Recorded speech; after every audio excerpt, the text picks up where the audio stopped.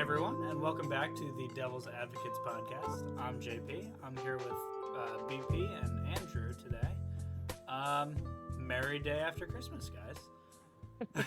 I feel like I haven't talked to you guys in long enough that happy Thanksgiving, happy Halloween, and Merry Christmas, boys. Yeah, sounds same about too. right. Sounds about right. How was your holiday, guys? Good. I don't know if I'm the only one here who does the same thing, but we do a lot of family things. Christmas Eve. I don't know if that's like an Italian thing or whatever. We did everything Christmas Eve. We had my sister, brother-in-law. My niece had her first Christmas this year. My brother was over with his partner, but yeah, we did everything, and my grandma. But we did everything Christmas Eve, and then Christmas Day is just kind of like veg out NBA basketball all day. Yeah, that's it's quite advantageous for me that Europeans do that because my family does Christmas Day, but my fiance's family does Christmas Eve. So we've never had to fight over where we're going each day. Whose house we got to be at when. It's always just, over there Christmas Eve and over here Christmas Day. So I did that again this year. It's beautiful, no drama. Between the families on timing. So we love that. But yeah, now I'm just chilling, get through New Year's Eve here.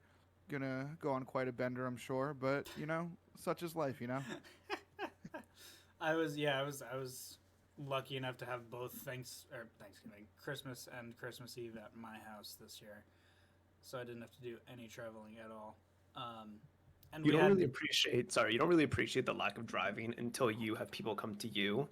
My sister and my brother-in-law's family all live on Long Island, and we go out like maybe like once every couple months, whatever, for some like family event. But like if I had to do that like yesterday on Christmas, no thanks. I know there's not a lot of people on the road, but pass. Yeah, I was also grateful to not have any one of my extended family over. It was great. It was me, my folks, my sisters. Said lovingly, of course. Yeah. Respectfully. Yeah. It was great, dude. It was so quiet. It was like the quietest 2 holidays we've had. And Yeah. I'm gonna message the link to this episode to all of your extended family members. I hope so. Yeah, they can. I can figure it out. I'm gonna say the number one thing we got for Christmas was a win heading into break. I don't know if you guys were around, but the game against Detroit was electric. Especially, we play them 2 days before Christmas and we played them the night before Thanksgiving. And the night before Thanksgiving was quite possibly one of the worst games of the year. So to come back and get a W this time felt good, gentlemen. I'm not gonna lie. I vividly remember the last time we recorded. I was like, it was Detroit. I forget who we played after, but it's not important. I was like, we gotta win like 2 or 3 in a row here. That was probably the worst game I've seen like in probably in a couple of years. That was pretty brutal. But no, they win. When did we play Saturday? I think Saturday. I mean, regardless, it was a feel good game. Like it felt like the Devils it felt vintage, even though it was a one goal win. Like they felt like it was like, okay, we're the better team, and it took a little while to get to where we wanted to be, but obviously getting the win in the end is important. I know like JP and I, BP to an extent too, are like process driven, but it's like don't care, just get the win. Like I don't really care at this point, just stack wins because it's gonna get late relatively soon if you can't get more wins in the win column. Yeah, especially after that horrible Oilers game. That was just bad all around. That was deserved. Yeah. Oh yeah, absolutely.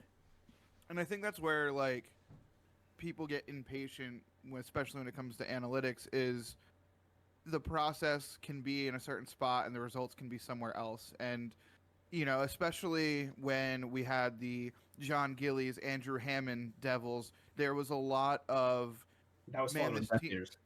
What's that? The analytics were falling on deaf ears. It didn't matter how well they were playing. Exactly. It was they were losing every single game, and we had people saying, well, they're really not playing all that terrible. They're really just getting these awful results because of the goaltending. Just give this team goaltending and you'll see such a difference. And then that happened and we did and stuff. And I feel like we were kind of falling into the same pit this season where the results are not matching quite what the analytics are saying. And of course, you want to hold the faith and say process is working, just, fix up these 1 or 2 things and it'll be okay. But then you hit a certain point, 35 games into the season here where it doesn't even matter if the process looks good if we're not getting the results. Like, there is no moral victory in missing the playoffs, no matter how you want to spin it. So I think that's where people, not to say that analytics are incorrect or, it literally can't be incorrect. We all know that. But that's where people, I guess, get impatient and kind of lose their faith in them and have this issue where, using the analytics almost becomes dunking on yourself when the results aren't there. So we're definitely seeing a little bit of that frustration. I know you guys feel a certain type of way about that. It also comes with the territory of like the team finally has expectations. Right. Yeah, like, that's like, exactly what I was going to say. Yeah. So like, sorry to interrupt, but like it's like 2 years ago, like in the goalie year, it's like you can look at like it's like okay, well they owned X amount of like expected goals, whatever. Last year, it's like the same thing, but it's like because we didn't make the playoffs, that we didn't set a franchise record. So it's like, look, this is working, and then again this year, just to touch on the John Gillies thing, it's like the goaltending is like almost as bad as it was 2 years ago, but now you have the expectations, so it's magnified even more. It's like this is terrible. This is the same old devil. It's like, well, no, the team's better, but the goaltending is just as bad, and you spent assets to try to improve it. Well, it hasn't worked. The thing there too is that last year Vanacek and Schmid were, at least league average goaltenders, right, day in day out. Vanacek saved like 5 goals above expected, Yeah, which like exactly. just goes to show like how good this team can be with like even just like the smallest amount of goaltending. Yeah, exactly. And the Oilers game was just yet another testament to that, where Vanacek was Schmid let in 2 goals on 2 shots. I'm not going to comment on that because that was bad, but the defense was also bad there. He got pulled, and then Vanacek was like genuinely very good for almost 2 periods. And then as soon as the 3rd period hit, 3 softies in a minute, and you're just like, well, shit, here we are again, and we're going to lose because our goaltenders can't stop a beach ball. My cope with that game was you didn't deserve to win. I don't care if you were winning. Yeah. Well, I do care that they would win. Obviously, I would have liked it. Again, results at this point matter, but like I was like, okay, well, you can't really be mad because like that would have been another like Edmonton at October game. It's like dominate. Your goalie lets you down, and then you lose. But yeah, and then I guess the Flyers game too. That was more defense oriented. I think that was the turnovers and the Jack turnover in overtime. That was Jack oriented. And then in the Anaheim game was just like an absolute disaster. Yeah. So yeah, it's so funny, and I know this is your sports fan bases. This is not Devils specific, and it's just always going to be like this. But it was genuinely funny to see people start turning on Jack Hughes over a 2 turnover game.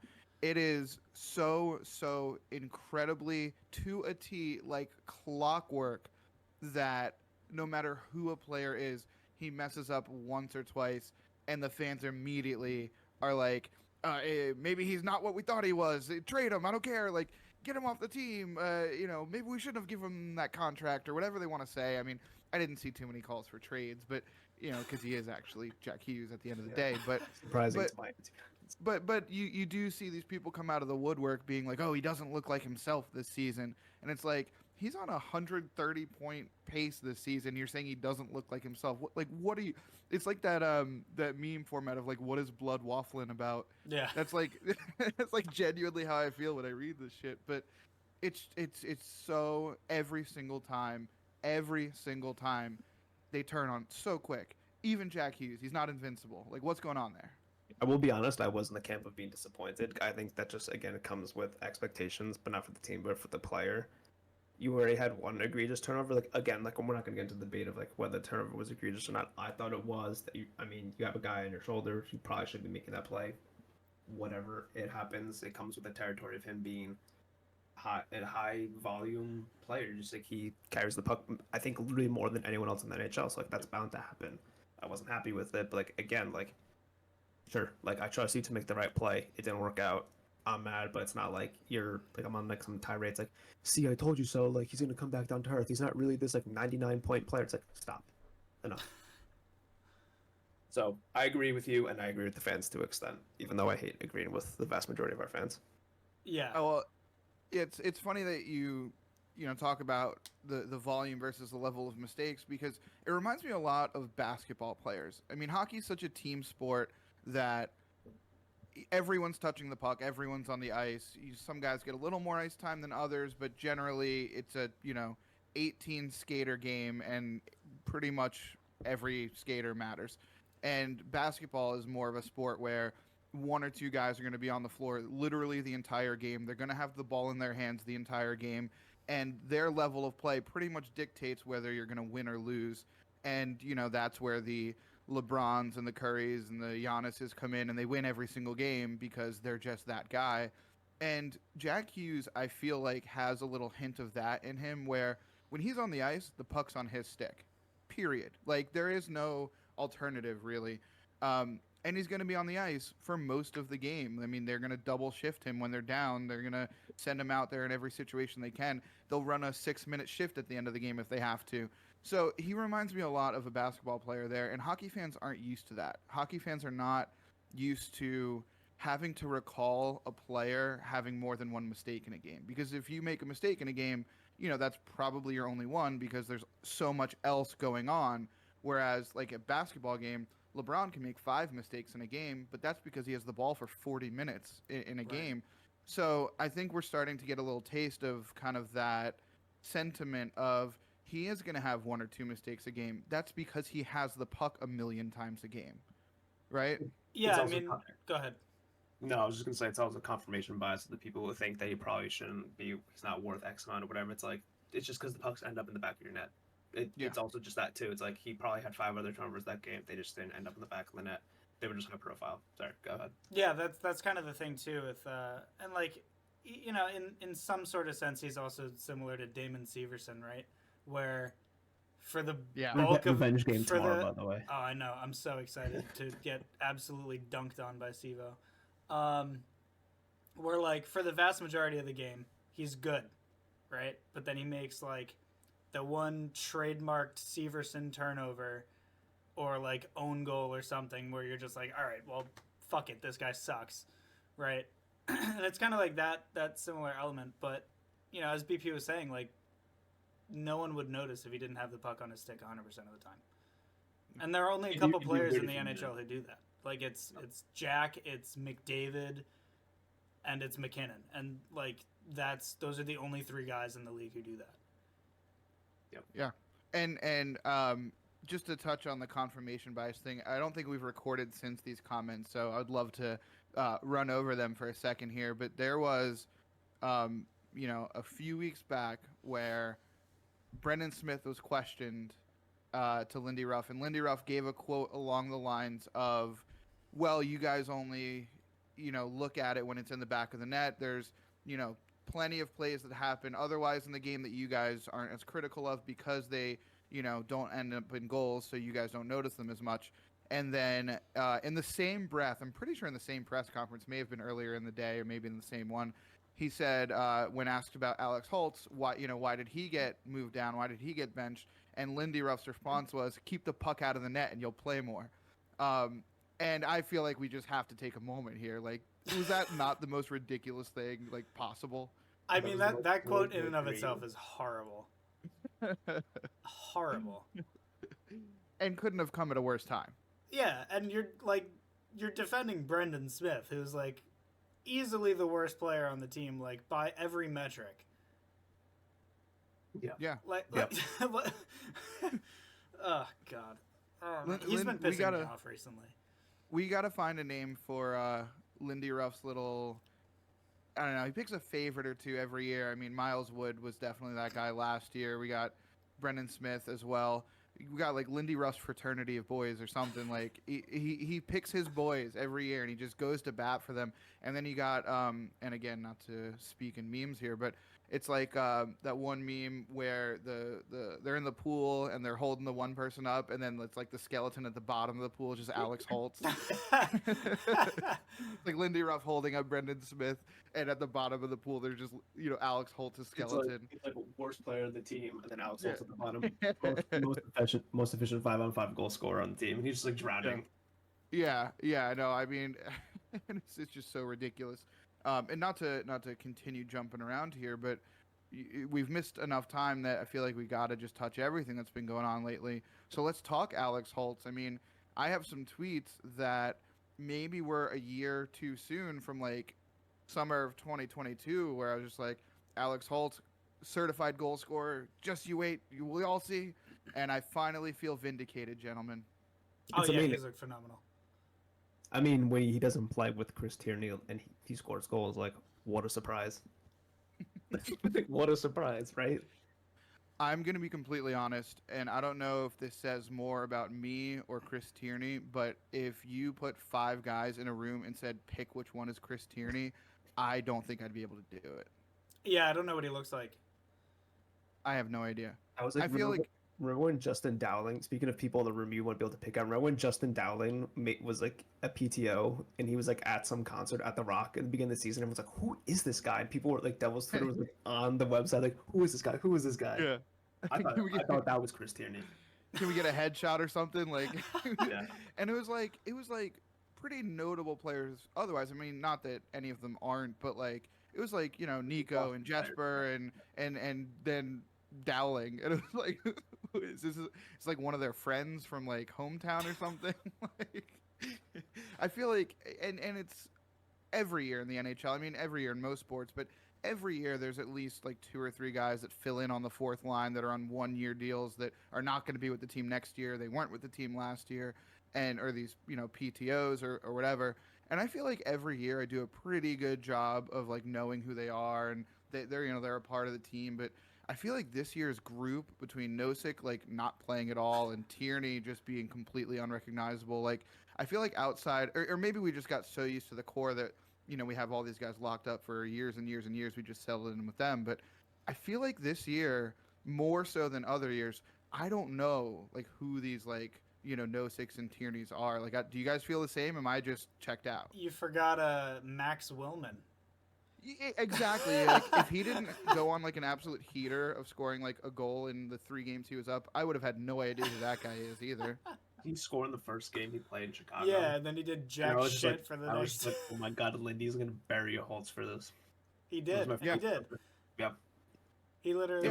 It was a sick goal, dude. It was a breakaway. Yeah. It was. It was a very nice goal. I mean, hey, I don't get me wrong. I started making the memes and coming up with some catchphrases for Max Willman, and then I had no reason to use them after that.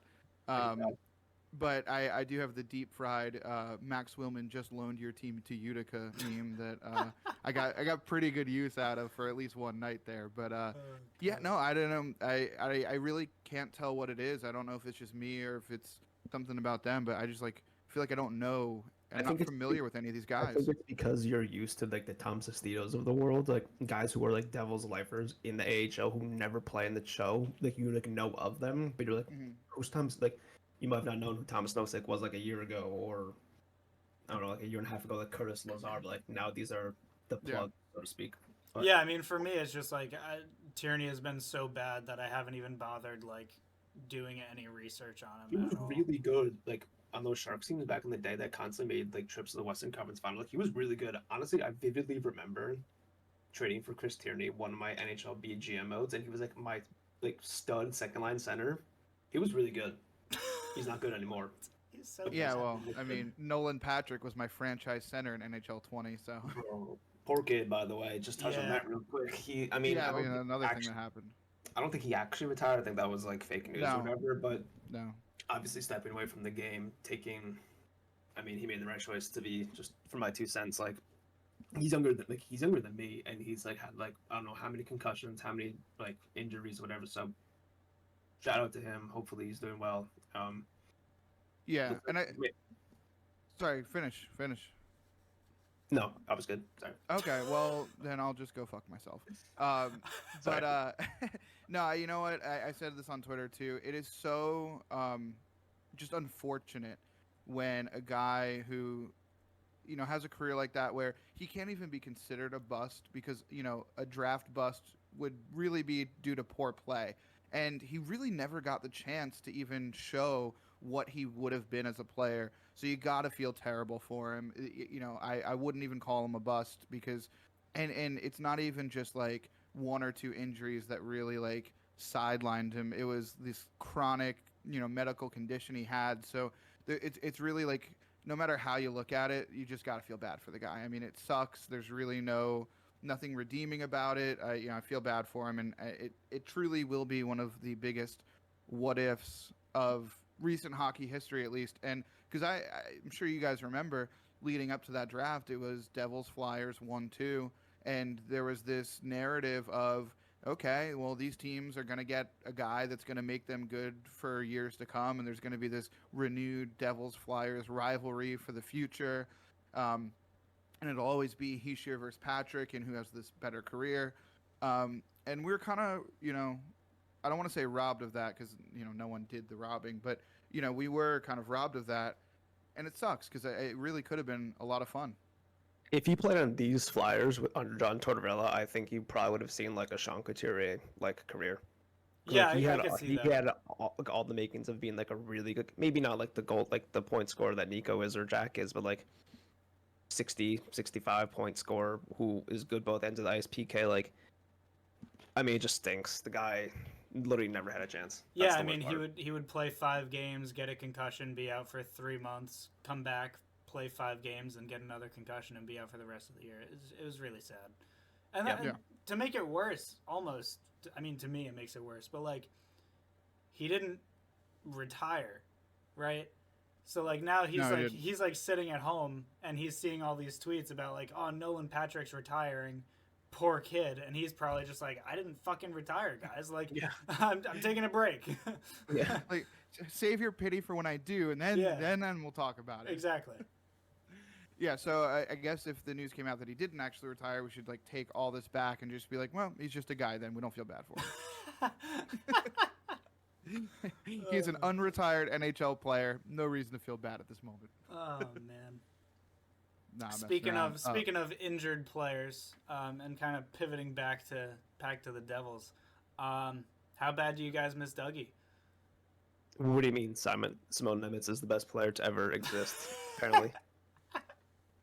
Just like what we talked about with Jack Hughes. I mean, everything is so reactionary, and don't get me wrong, I love it. It is my favorite part of being a sports fan. It's like, it's where you can be irrational with no consequence. Right. Yes, you get to be outrageous on purpose, and it's okay. There are no like real world implications. Like, nobody's going to die because I am overreacting to this hockey game or whatever. I might. Actually, yeah, I might kill Jupe at some point. But no, it's so, like I said, don't get me wrong, it is my favorite part of being a sports fan, and I'll put that out there forever and always. But it is funny to watch, Nemec play. I think after like 2 games, people were like, wow, we have no need for Hamilton. You can ship him off. We don't care anymore. We have a guy who's even better now. And it's like, is Nemec going to be amazing over the course of his career? Yeah, probably. I have full faith that he will be. But is he currently a net positive value over Dougie Hamilton, who's, for all intents and purposes, before injury, still in his prime and killing it out there? No. Yeah, Nemec not even close. It's not even close. I mean, I'll let you kind of continue on because I know you have the numbers and data and stuff to kind of really discuss that. But even like for the eye test people, or even for the common sense people here, your rookie of the future is going to show flashes of greatness. It's just not the same as having like a bona fide superstar like Dougie on the team. So I'm going to miss Dougie. I already miss Dougie. I'm happy that Nemec is stepping up in the way that he has, because it could be a lot worse right now. But we're not going to sit here and pretend like Dougie being out is a net positive for this team. That's ridiculous. No, I mean, go ahead. No, go ahead. Sorry, I want to rip on the eye test people a little bit here, specifically for you got beef. Yeah, I have beef now because I used the word chaotic. Okay. My eyes, I'm watching Nemec play, and he, as a defenseman, is running all over the place in the offensive zone. He's leading odd man rushes. He's going behind the net constantly. He's leaving one man back all the time. And I use the word chaotic on the internet to describe how he plays. Oh yeah. And I got so much shit for that for no reason. And people were like, no, dude, he's not chaotic. He's just ridiculously aggressive. And I was like, that's the same fucking thing. That's the same thing. Yeah, people see chaos as bad, so they thought you were saying bad. This also should be no. I mean, it's no surprise to anyone here because we pay attention during draft season. It should be a surprise to no one who paid attention that this is how he plays, like on a regular basis. Yeah, he has always been this type of player. Like where I would you argue, you literally saw his first career goal. Yeah. Like he had no business being in the slot. not a little bit. And if that pass went to, who did he score against? Yeah. Seattle. Yeah, if that pass goes to a Seattle player, that's a 3-on-1. Right? Like, that's bad. At the same time, like, it's worked for the most part thus far into his his underlying numbers are pretty good to this point. Yeah, So, like he's been credit. good. But like if people are going to sit here and say that he's not, like, for lack of a better term, chaotic, Mhm. I think people are kidding themselves. I mean, I like it. Oh, I love it. It's so much fun. It also works. That looks better when it's with Siegenthaler, not Kevin Ball. Just to put that out there. Ball's been genuinely bad this year. Well, Siegenthaler's been bad this year too, but Ball's been bad. I mean, we don't think of the Siegenthaler. This is about Nemec and Dougie, but just to touch on the Dougie part, I'm using Micah McCurdy's data that he has on his site. With Dougie Hamilton, the expected goals for per 60 are 3.7, which is a plus 40% compared to league average. Without Dougie, it drops to 2.65 for minus 0%, so league average. And the defensive metrics are negligible at best. It's 0.17 better without him. So, if you think we're better off without him, sorry to say this, but go get checked out. Yeah, legitimately. Get lobotomized, because there's no way that this team is better with missing another 20 goal scorer on the team, because he was on pace to do that again this year. Yeah, 20 goals, like 80 points is what he was pacing Look, for. don't get me wrong. Like, it could be like you said, it could be worse. We could have like a Max Willman on defense getting these minutes, but it's your former number 2 overall pick who will be playing in this slot maybe like 2-3 years when Dougie's slowing down a little bit. So it's not the worst thing in the world to see him get that role now. And look, again, he's played really well. Like everything you look at with his numbers, it's like, okay, yeah, like he's doing well, like slightly above league average. Obviously, there's some goals against that he's on for. I put that more on Siegenthaler for. He has this like, he's doing it a lot this year. Siegenthaler pinching over to Nemec's side, leaving the guy wide open back door. It happens way more often than not. And I feel like I'm losing my mind where I'm like, is anyone else watching this happen? Like over and over and over and over again. That's killing me. But Nemec is playing well. Yeah, I mean, he's doing great. And like I said, it just helps that he is doing great. Another talking point I do see a lot that, again, I just absolutely love is the goalies started playing a little better, you know, in the few games that after Hamilton's injury. And, you know, I do think that less zone exits are good. What's that? I said I too think less zone exits are good and more time in your own are good. Right. But it just, you know, for like at least a few games, like a 2-3 game stretch, like maximum I'm talking here, the goalies like played a little better. And people were going like, oh, like ever since Hamilton went down, we're letting in less goals. The defense must be doing better. Like, and it's just like, brother, like there's a whole nother component to less goals here. Like the goalies are going up and down here. It is not Hamilton. It was literally, I remember exactly. It was, well, in the Seattle game, that was like the first goalie win we had all season. The shots were like 39-17. Yeah. And wow, defense looks great. It's like, no, that was probably the worst game I've seen other than the Detroit 4-0 game. Detroit and then Edmonton a couple days ago. It's like, that game was terrible, but they won. Yeah. Again, like I don't know, bro. Like, thinking you're better off without your highest paid player and a guy who does basically no one else. Like, he's one of the most unique defensemen in the NHL. Like, other than, like, I'm looking at his heat map on the site. the entire right side of the boards is just red because he just pinches and shoots everything on net. Like no Yeah. one does it like that. No one does it like Dougie. I think the only comparable defenseman to him right now is Evan Bouchard, who has also gotten so much shit this year for no fucking reason. He got the goaltenders line letting everything in treatment too. Yeah. I vividly remember that because Evan Bouchard is on my fantasy team, so I pay attention when he plays because I want to see him do cool stuff. But I don't know, it's like Ryan Whitney. I mean, obviously he knows a lot more about hockey than I do, but he's like, "Oh, this guy's terrible. Like the defense is bad. Blah blah blah." Everything you look is like, no, this guy's really good. Yeah. Like him and teams back home. Whenever back home got to Edmonton last year, like the one good move Ken Holland made, like I don't know, he just started playing well. Like shocker, like get an offensive guy, a good defensive defenseman, and you'll reap the benefits. I thought Alcombe was excellent too against us. Oh yeah, they've been phenomenal all season, the two of those guys. But back onto Nemec for a sec. The one place he does not need to be right now is the penalty kill. He's been atrocious killing penalties. Same thing with Dawson Mercer. Yeah, no, absolutely.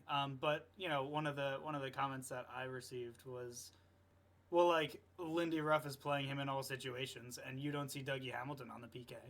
It's like, yeah, he's playing on the PK, but he's not doing a good job. Like he's actively hurting our penalty kill. It's kind of like I don't know if either of you watch Parks and Rec. Either one? Yeah. I've seen bits and pieces. Yeah. It's like the one bit where Anne's talking about how Leslie made her watch all 7 Harry Potter movies or 8 Harry Potter movies. I don't know. I think there's 8. She says something like, Leslie made me watch all 8 movies. I don't even like Harry Potter. And you can hear Leslie from the back being like, "What do you mean you don't like Harry Potter? You've seen all 8 movies." And that's like kind of how I feel, where it's just like, "Oh yeah, Nemec is on the ice the whole time. He must be good." And it's just like he's not doing a great job at it. You can't use that as an argument. Yeah, I mean he's been good. He just hasn't. He's not the Messiah that people think he is. I can rip off more stats with or without stats if you want to. I've had enough of the stats. If you could pull, hey, no more stats. You watch it. I just want to hear Nemec's defensive stats. How about some beers or something? Expected beers per 60. I'm at like 3 or 4.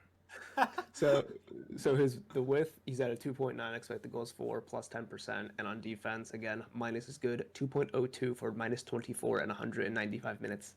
So that's good. He's playing well. It's not like he's playing against like the Nick Deloriers of the world. Yeah, he's playing against like other teams, like top competition, because again, he has to remember that he has to.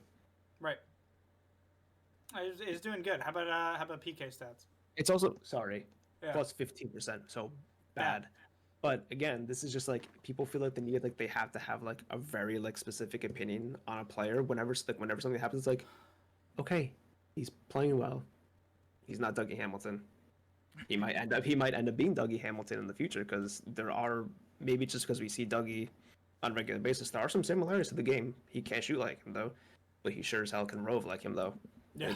It will give me increased anxiety every time he does it, but I love him for it. Yeah. Because again, sports is supposed to be fun. I just had a thought, complete ADHD brain here, but we were talking about kind of the lower role players and that I didn't know kind of any of them this year. There's one that has absolutely stood out as a guy who I thought was going to be another face in the crowd, but has actually kind of been killing it. Curtis Lazar, what has gotten into him? I saw you tweet about this the other day. He's such a dog, man. So I think my tweet was like, it needs to be studied how he went from, does this guy even exist 6 months ago, to like, I would literally die for him now. Like, he's an absolute dog. He is just all over the ice. He's scoring goals. Like, he is the kind of guy that I would like remember from the other teams that, like I said, I don't know these guys this year because they're not doing anything. Curtis Lazar is doing something. I hope he sticks around. He's like a lot, like, this is based off of like him being here for like less than a year, but he feels like a very more likable, if it's even a phrase, a more likable version of Steve Bernier, and it's giving me like CBGB vibes from 2012. What a throwback. Am I wrong for that though? No, I don't think so at all. The one place he does not need to be though is in the top 6. I was gonna touch on that though, but I I think CJ. Well, I agree. First of all, like let's just make that very clear. But for the role that his line, and he was on a line with Nico and Brad, or was it Palat? Palat. Palat. So yeah, I mean those three guys as a trio, they had one specific job. I think the chances for when they were on the ice, they were hard matched against the Larkin line, yeah. Larkin, DeBrincat, Kane line, and I don't think they. Well, Kane scored, but I don't know if they were on the ice for it. But the chances for and against were like heavily in the Devils' favor. And again, that just goes to that's like a Lindy thing that he did that worked out, but he'll get no credit for because he's currently in the doghouse with 95% of the fan base. You're Again- goddamn right he is. Again, Yeah, I think he deserves that. Rightfully so. I agree. But for that it was a good play. I thought at least because if there's one line on that team that can kill you, it's them. And Nico obviously held it down as he does. But, like, would that result have been any different if it was Bratt on the second line instead of Lazar? Oh, I don't know. I don't think so. Right. Like, I think That's just he a should shout out to pull Curtis out. Lazar. Yeah. That's just a shout out Lazar because he can play that type of game, and to touch on Palat, Yeah, he's been one of the best players on the team this year, and no one's talking about it. he has. And I hate saying that because we all know how much I hate that contract. If love he him. could score a goal or two, that'd be great though. Hey, It would be nice if he got on the board a bit more, but he's been real solid. until he's a not active detriment to the team, I will stand.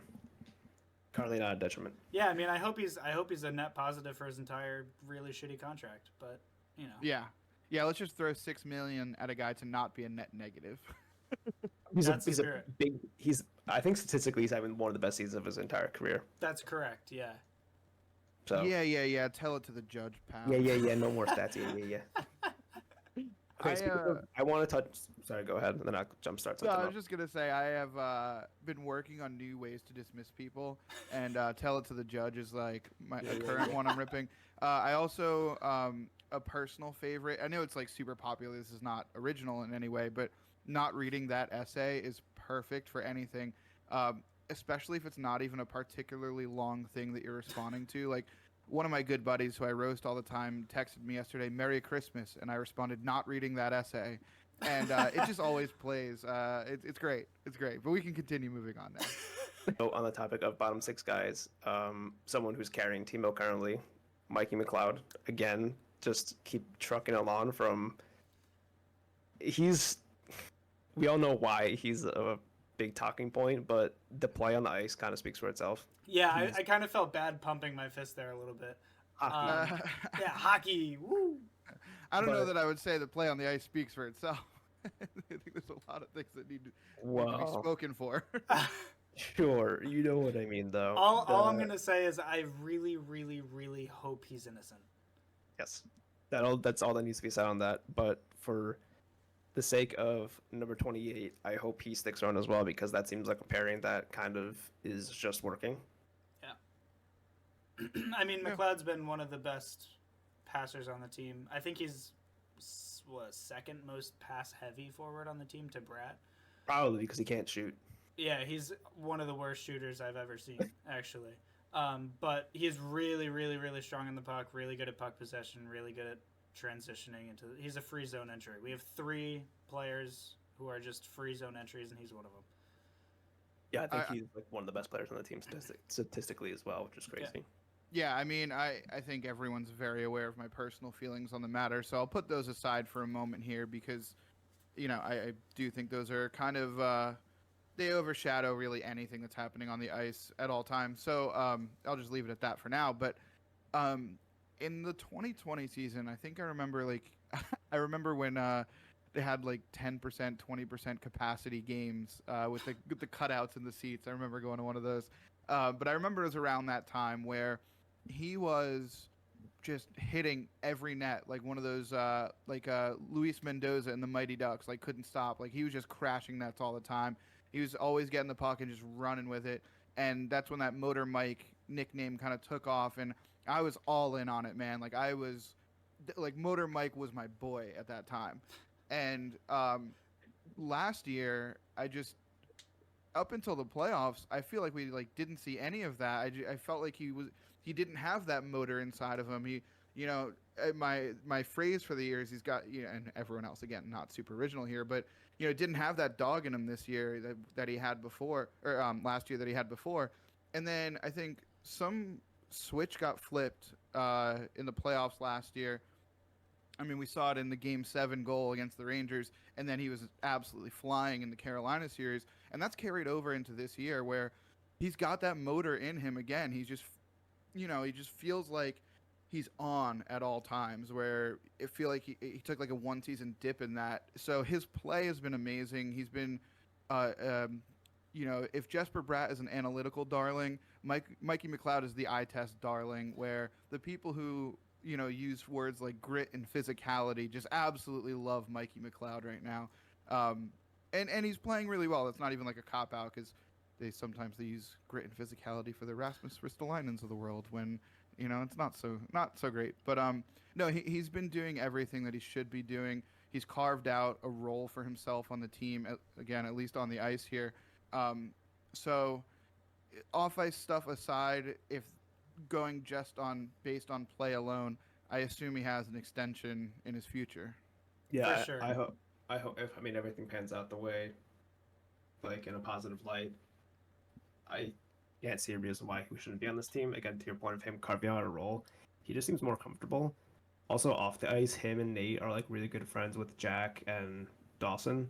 So like just having it's like, okay, yeah, like I'm part of the team like 4 years ago or whatever. It's like he was like, okay, this guy stinks. Like, you draft this guy 12 overall. He hasn't made the show yet. What is his role? Well, his role now is third line center, first line PK, free zone entry, Timo Meyer enabler, like Win faceoffs. best friend of the best player on the team. It's like, that's important too. Like, again, like just to touch on like on ice stuff, like I'm sure that means a lot to him too. It's like those guys are like genuine friends off the ice. So again, hoping everything works out on the legal side of things, everything, but for the purpose of on ice play, I couldn't be happier with how Mikey McLeod, the player, has turned out. Yeah. The player. I mean, Yeah. and you were saying he's kind of like an eye test darling right now. He's also an analytical darling right now. Like it that's one where it actually like genuinely matches like perfectly. Yeah, I don't doubt it. I mean, it's just funny that the aspects of the game that he's excelling at right now are the aspects that the eye test people usually bring up for guys that aren't excelling at it, just to say they are. You know what I mean? Yeah. Yep. Face-offs, hits, grittiness. Yeah. All so silly when they're used incorrectly, but he seems to be using them correctly right now. So I have no complaints on the ice. The goal he scored the other day too was like typical Mikey McLeod. Like he had his stick on the ice in the most hunched over position possible, and he just got over the pad. It's like fluttering. He's like, it goes, man. It's the most Mikey celebration. But yeah, playing well. And then kind of on the same token, is Timo back? No, I don't think so. I think he scored 2 goals, and that's what I think happened. Like I don't think that changes where he's at physically right now. He's clearly playing not at 100%.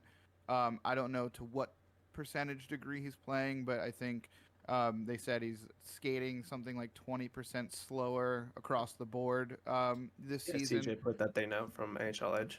Yeah, and 20% at the NHL level, it might as well be like 100%. Like that sentence, yeah. that puts you like so far behind the game. So I don't think that that's something that scoring 2 goals in a game necessarily is a benchmark that he's just overcome it and he's good to go moving forward. I think it's going to be a gradual thing that maybe we'll start to see more and more as time goes on, and he'll build back up to it.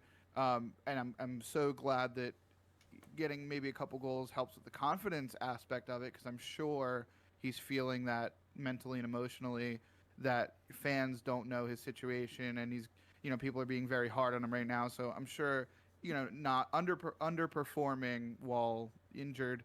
I'm sure is still taking a mental and emotional toll. So I really like that. If we can get that back on track and the injury will follow, we'll see it gradually. But I don't think you know, if people if he starts being slow again next game, and people are like, "What the hell? Like, I thought he was back. I thought he scored 2 goals last game. Like, what's going on here?" Yeah. Like, patience. Like, he'll get there. Hopefully he has his Trey Turner moment because weren't there team-out chants Yep. at, I don't know if it was the Edmonton game or it was the Detroit game, but there were both games. Okay, so there were team-out chants at both games. I mean, again, to speak on like non-hockey factors, I'm sure that feels good.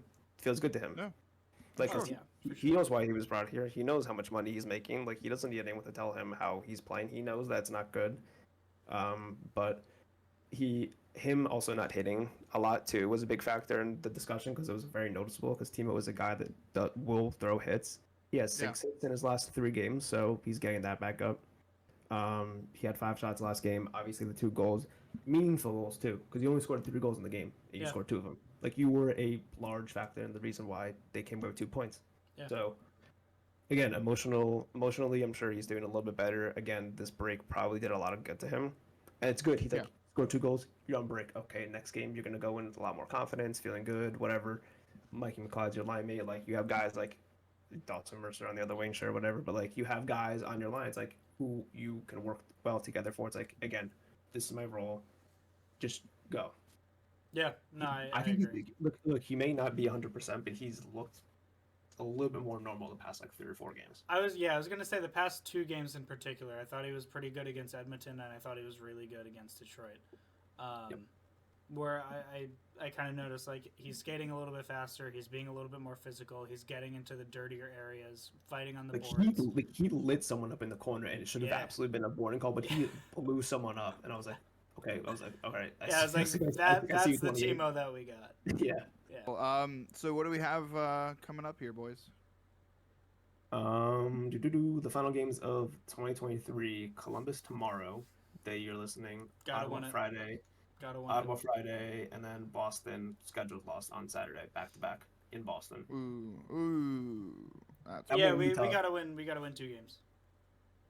Yeah, 2 out of 3. Ottawa's still reeling. They had their DJ Smith firing, and then immediately blew a 3-goal lead the next game. It was in regulation to the Coyotes. But Wednesday, you gotta win tomorrow. Ottawa Friday, obviously. I think that's in Ottawa. With that, Boston, they have been playing well recently, so who knows? You might catch them too. Are we in Ottawa? I think we are. Yeah, we're in Ottawa and then in Boston. And then in Boston. That's fucked up. So the travel's not horrible because Ottawa to Boston's probably a shorter flight, so it's not horrible. But again, it's not as bad but like the scheduling has just been. This season, it's been really hard. I mean, obviously not to the 3 of us and people listening because you're diehards if you're listening to this, but like it's been pretty tough to be like 100% engaged because it's like you play like 2 or 3 games in a week and then you're off for like 4 days, and then you're watching the Rangers like rip off like 2 or 3 games. It's like, wait, do we like BP's tweets like the Devils may never play again? It's like it's awful. They have so many days off and they have the most back-to-backs in the league. Well, that's the brutal thing too. Is like only 4 of the back-to-backs are at home. I mean, that might be a good thing considering the way they've been playing at home. But sure, but like the travel there is like, you know, you win or lose a game, you get on a flight, you're on a flight for X amount of hours, you're exhausted, and then you got to play the next day too. Mm-hmm.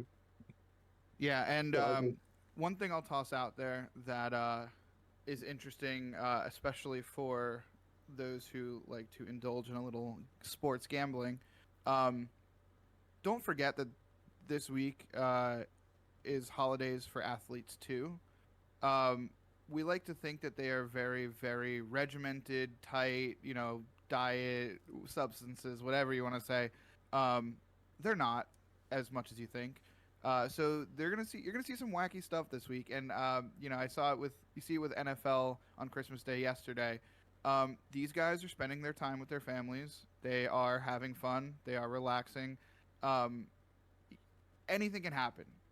So I don't want to like preemptively make excuses here, but if they come out looking slow tomorrow, don't be surprised. Like, they are probably right now drinking with their families, like as we speak. So it's going to be a weird week, and that honestly could not come at a worse time for us in terms of standings and trends and runs and stuff. It really is just kind of the worst time if we do look a little slow this week. But I just want to throw that out there for everyone, that just something to think about as a precaution. And I know every team's going through the same thing because they're all people, but they are adult men. They are going to be partying this week. Don't be surprised if a couple of them look a little off. So you're saying is when they inevitably let in the first goal in the first shot after dominating for 10 minutes to not be angry? No, what I'm saying is be very angry, boo them at home, maybe curse a little bit if you want to, just make sure no ushers hear you. I got if you yelled see- at. I got yelled at by an usher one time for cursing. You actually? Yeah, no, like legitimately.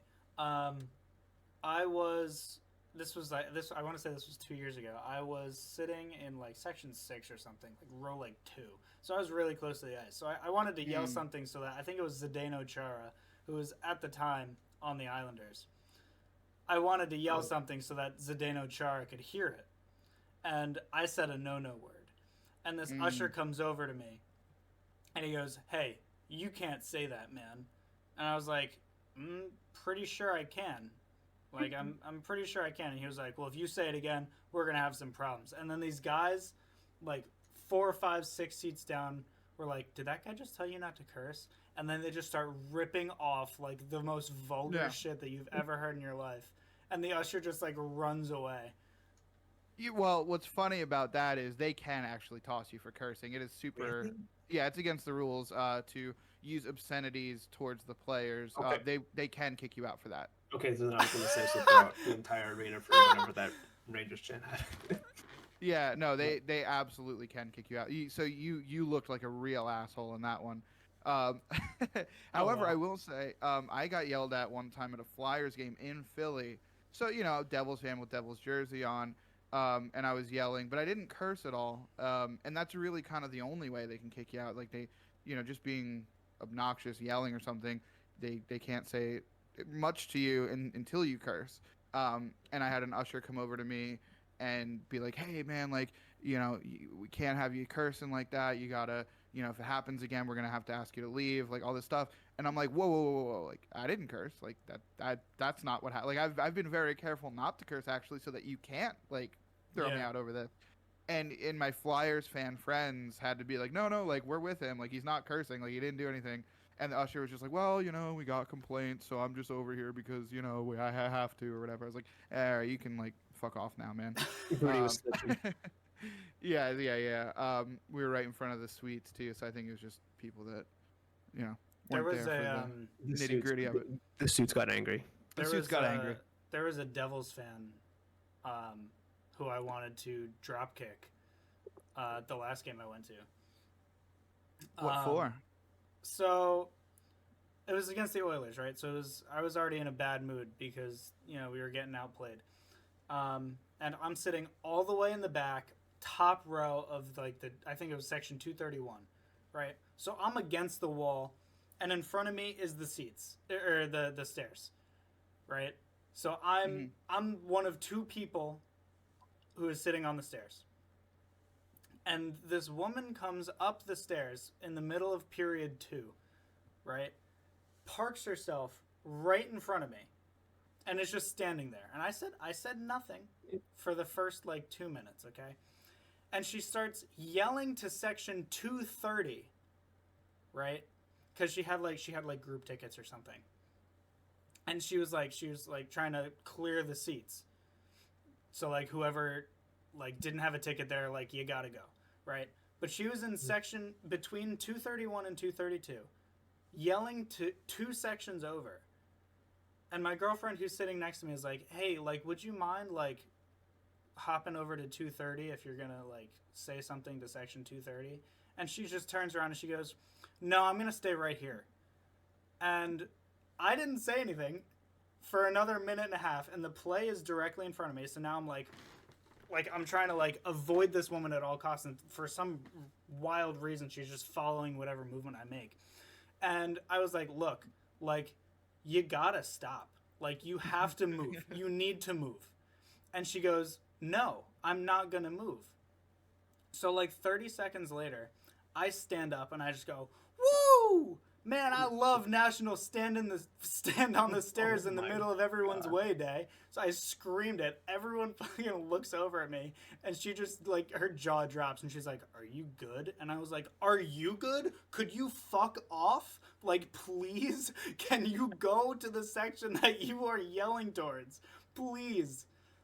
And she left. Dude, That- I don't know if this is like a me thing or a you thing, but my like view of you is as this like calm, reserved person. So when you tell me stuff like that, I just like I can't even I like was fathom it. I was gonna say I was gonna say like this is exactly how I thought you would react. I just gotta hang around a like little more. like I I guess. usually like during hockey games I'm pretty like, you know, I'm making mental notes. I'm like, you know, that wasn't a great play, that was a great play. Or like I'll hear someone next to me be like, you should shoot it, and I'm thinking to myself, fucking like shut up. Like, nope. But I'm not gonna say anything. Well, This- no, hold on. People who yell shoot are the backbone of the economy. I've started yelling shoot when the goalie has the puck. Beautiful. Yeah. So I have these friends I go to games with that any single time, every single time, a player has a puck behind the goal, they yell Michigan. It's a great bit. It's funny every time. Like even if a defender has the puck behind the net, like ready to break out, Yeah. you're like Michigan. That's great. Dude, no, much like being outrageous is part of being a sports fan. I think that carries over into just yelling like absurd random nonsense at games like shoot when like there's two guys between the player who has the puck and the net and there's like no shooting lane open whatsoever. Yeah. Just Ryan yell, Giggs is like, okay. yeah, yell shoot anyway. Who cares, man? Like you paid for your ticket. Yeah, bro. Bad fans Experiences at games are so. they just hurt my soul. I was at the Bills playoff game last year against the Dolphins, and I had like the worst fan experience ever. I mean, granted, first of all, paint the picture. It's in Buffalo. If you know anything about the Buffalo Bills and their fans, you know where this is going. This lady was belligerent. She's like yelling, like, "Oh, like my husband, like he took my phone, he took my car." She's ripping like some vape or like some like nicotine pen, dropping it all over the place, like drooping herself all over me. We have seats that are like it's me and my buddy, and then like a couple of other people that we're with. Like we have to get separate seats because like playoff tickets or whatever is with me and him, and I got the bad seat. And I have this like middle-aged Buffalonian woman who's like blood alcohol levels are well past the legal limit. She's like spewing about like her husband, her boyfriend, whatever, like her lost phone. I'm like, lady, I'm just trying to see Josh Allen fucking throw the ball 70 yards on the field to get out of here. I hate football games. I cannot go to football games. The one football game I went to a Giants-Eagles game in Philly. And I was like 9 years old, all right? It wasn't by choice. It depends on the market. See, Buffalo, good experience. Philly, probably good experience because the fans are passionate. MetLife sucks. My dad is a Giants fan, and he had a Giants sticker on the back of his, I think it was like a 2002 Impala or something. And we get back to the car, and like some Eagles fan took a baseball bat to his mirror, and we were like, all right, well, we're never going to a football game again. That was about it. Yeah. Yeah, I think I've told this story before. Maybe even on this podcast, but I was at a Devils Flyers game in the parking lot tailgating before the game. It was a 12 o'clock noon start, so it was like we showed up to the parking lot at like 10 a.m.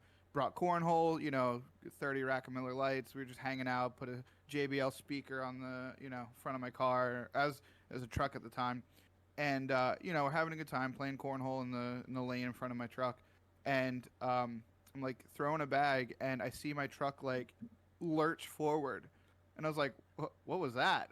So I go around back, and this dude's bumper is like still currently buried in my back bumper, and the guy shuts his car off and gets out of the car, and I'm like, hey buddy, like your bumper's literally still in my bumper, like my truck is still literally like forward right now, like you hit me. And he gets out and he sees my Devils jersey, and he did this like real sarcastic, like, ooh, are you gonna be okay, man? Like, oh, like, and I was just like, dude, like, What? I how do I explain this? Like, our cars are still touching, bud. Like, And so he gets in his car, moves his back like an inch so they're not touching anymore, then gets out of his car, tells me to go fuck myself, and then walks into the arena. And it was just so like the game was going to start in 30 minutes, so I wasn't going to like call the police and file reports. Like I wanted to go into the game. It was a small crack on my bumper. It wasn't a big deal, but at the same time it was just like, man, like everything they say about Philly fans is just so true. They're the worst. It happens to everyone. They're the worst. I think Philly fans from New Jersey are pretty fine. Delco, baby. Bro, I went to school out in PA, so I know all about Delco. If I didn't go out to school there, I wouldn't know what Delco is. Delco, whatever you hear about Delco is true. And Philly fans, Eagles fans from Philly are about as rambunctious. Bro, I graduated in 2017. I'm aging myself here. I graduated in 2017, the year before the Eagles won the Super Bowl. Thank God.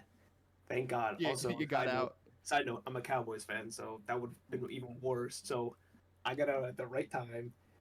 But the stories I heard of Eagles when the Eagles won the Super Bowl, like couches were on fire, people were out in the street. Like, I couldn't even imagine like whatever Broad Street in Philly. But yeah, whatever you hear about Philly, it's true. True. Anytime they have a big game, they grease the poles around the city so that people can't climb them, and then they do it anyway. They climb the greased poles, and I think that's a perfect spot to end this podcast. Yeah, that's wow. They had greased poles. They had not one but two police horse assaults of people punching police horses after the Super Bowl win. What the fuck? Police horses. Holy shit. All right, yeah, I got it. I think I gotta get off here. Yeah, I got nothing. I got nothing left. It's a pleasure as always. We should do this more often. Yeah. Absolutely. So side note, if you're still listening after all of that, we're gonna try and tweak the schedule a little bit to maybe get this out a little bit more frequently. Yeah, like, not once a month, but like once, twice a week. Yeah, maybe once a year. Yeah. I'll be All right. around. Alrighty. Take it Gentlemen. easy, everyone. See you, boys. Jesper Bratt is the best player in the NHL.